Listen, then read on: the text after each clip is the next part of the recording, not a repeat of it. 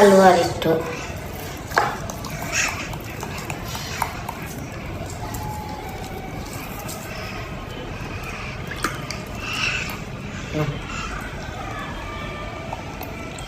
মেয়েটারে পুরো নিজের মতো করে ফেলেছে ক্রিমাফা।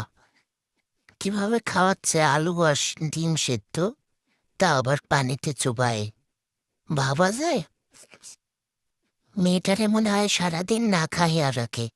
যখন বাসায় আসে তখন ক্যামেরার সামনে খাইতে থাকে আর গপ খাইতে থাকে।